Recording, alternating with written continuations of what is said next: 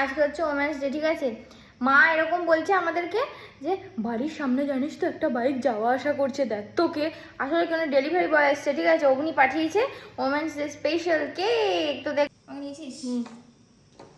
তো কেকটা বুনি বার করছে, দেখা যাক। তো সবাইকে হ্যাপি ওমেন্স ডে। এই যে ওমেন্স ডে একটা ট্যাগও পাঠিয়েছে ওরা, হ্যাপি ওমেন্স ডে। অগ্নি হসপিটালে একটা কেক পাঠিয়েছে, সেখানে হ্যাপি বার্থডে চলে গেছে। ও ওখানে হ্যাপি ওমেন্স ডে জায়গায় হ্যাপি বার্থডে চলে গেছে। ও কি তো আমি বলেছি চকো চিপসের কেকটা ভালো লাগে আমার, ওই জন্য চকো চিপসের কেক। এই যে একটা চকো চিপসের কেকও পাঠিয়ে। এটা মিউজিক। দাঁড়া আমি একটু, আমি বড় তো, আমি একটু আগে খাবো, তুই তো আবার পরে খাবি। তোর